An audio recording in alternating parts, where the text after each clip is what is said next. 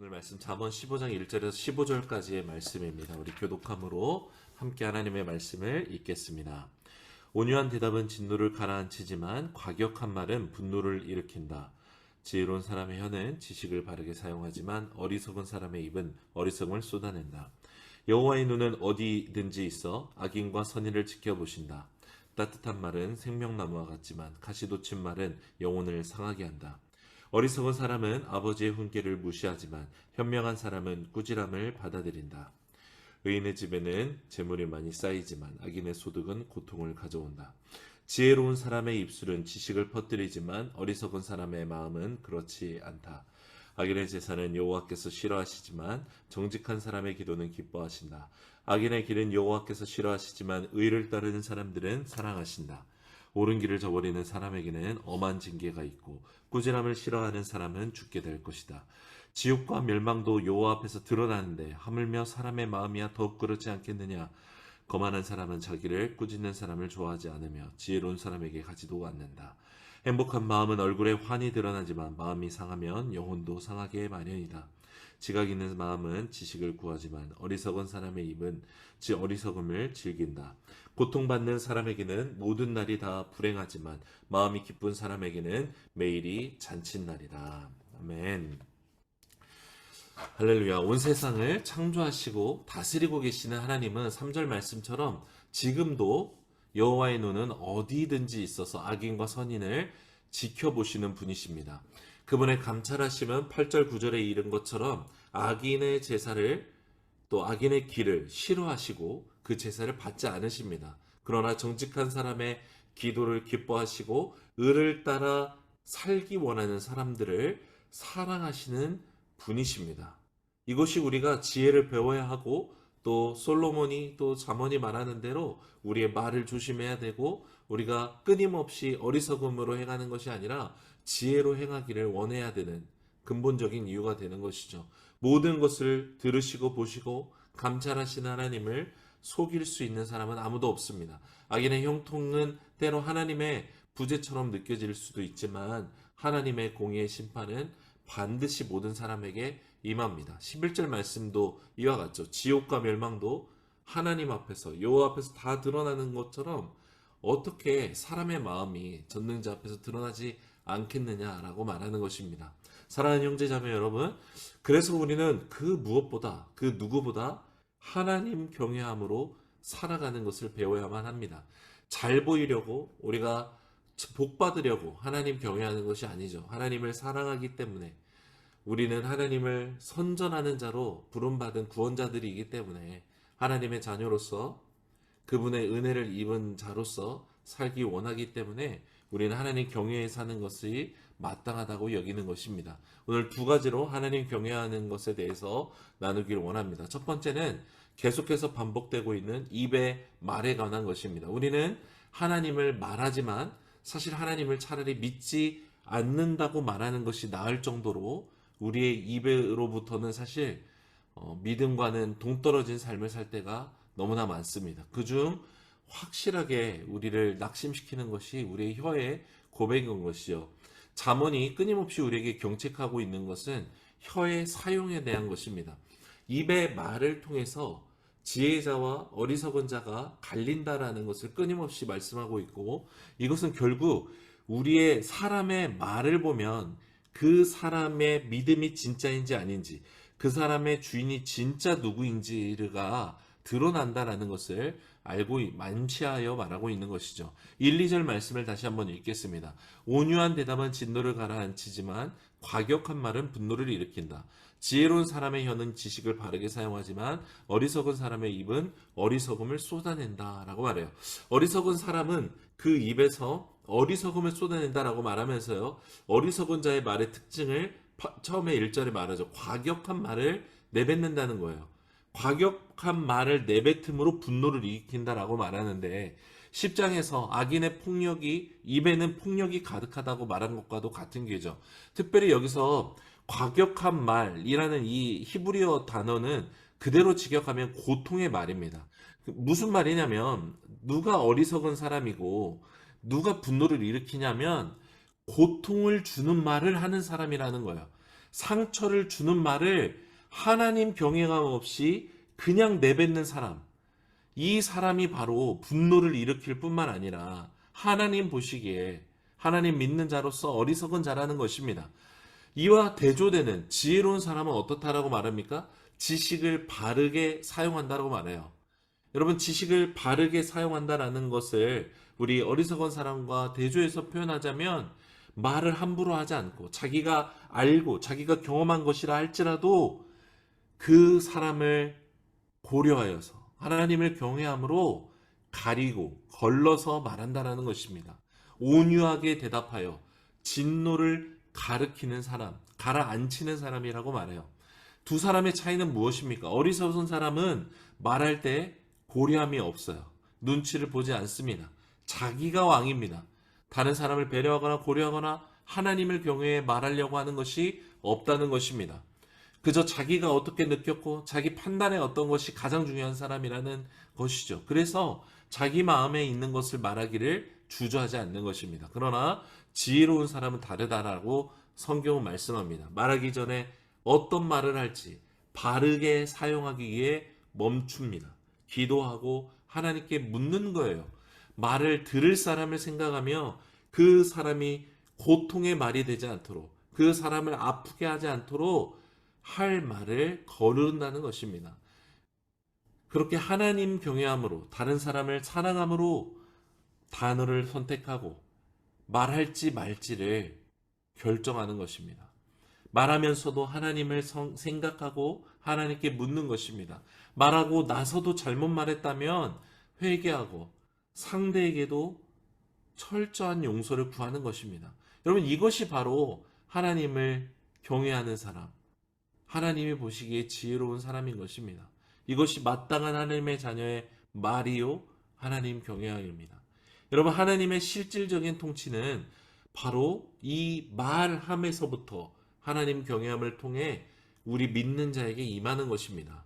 여호와를 경외하는 것이 지혜의 근본이라고 말씀하는 이 잠언은 우리에게 이 혀의 사용으로부터 하나님 경외함을 실천하라라고 권면하고 있는 것입니다. 여러분, 이것은 그냥 좋은 말 하려고 힘써야 된다라고 말하는 게 아니에요. 하나님의 자녀라면 그렇게 말하는 것이 마땅하고 그렇게 말하지 않는 자는 사실은 하나님의 자녀가 아니다라고까지 말할 수 있는 것입니다.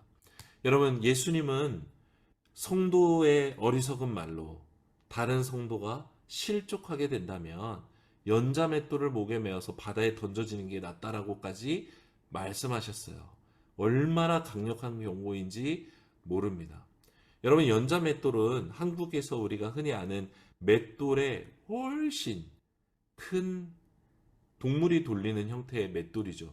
여러분, 예수님이 이 연자맷돌을 목에 메고 바다에 죽는 게 차라리 낫다라고 말할 정도로 다른 사람에게 고통의 말을 한다는 건요, 그렇게 말할 바엔 차라리 죽는 게 낫다라고까지 말씀하신 것입니다.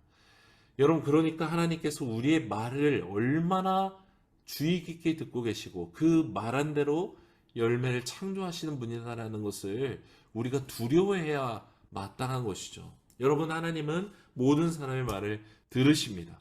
하나님 말한다고 다 하나님을 믿는 것이 아닙니다. 하나님을 믿는다고 다 하나님을 믿는 게 아닙니다. 하나님의 실질적 통치를 믿음으로 그분을 경외해 말하고 행하는 사람이 있고, 믿는다고 말하지만 자기 마음대로 말하고 사는 사람이 있는 것입니다. 세상은 이 둘을 다 기독교인으로 보지만 하나님은 지혜자와 어리석은 자로 보십니다. 의인과 악인으로 보십니다. 같은 하나님을 겉으로는 다 믿는 것 같지만 속은 둘로 나뉘어져 있는 것이죠. 여러분, 하나님은 악인과 의인을 지켜보십니다. 우리 모두를 다 듣고 계십니다. 우리의 말은 그리고 결국 다 드러나게 될 것입니다. 어리석은 자만 이걸 모르는 것처럼 사는 것입니다. 바울은 갈라디아서 6장 7절에 이렇게 말씀해요. 스스로 속이지 말라.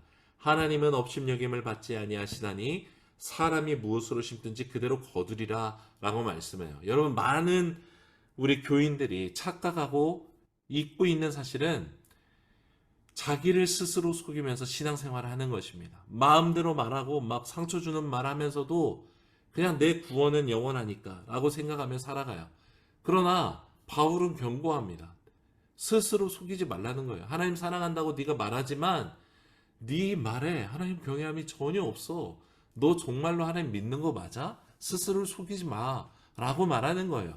사람과 사람도 그 사람의 말과 행동을 보면 그 사람의 속마음이 진짜인 줄 알 수 있는 것처럼요. 우리가 하나님 사랑한다 말하면서 혀에서 하나님 경외함이 전혀 없다라는 것. 다른 사람을 사랑하기 위해 고민하고 거르는 게 전혀 없다라는 것. 이거는 너무나도 위험한 신앙이라는 것입니다. 야고보서 1장 26절에 누구든지 스스로 경건하다 생각하여 자기의 혀를 재갈 물리지 아니하고 자기 마음을 속이면 이 사람의 경건은 헛것이다 라고 말씀합니다. 내가 원하는 말, 내 생각대로 하는 말이 아니라 하나님 경외함으로 가려서 말하고 듣는 사람을 사랑함으로 그 사람의 입장에 대해 분별하고 거르고 걸러서 살리는 말을 하는 우리 모두가 되기를 원합니다.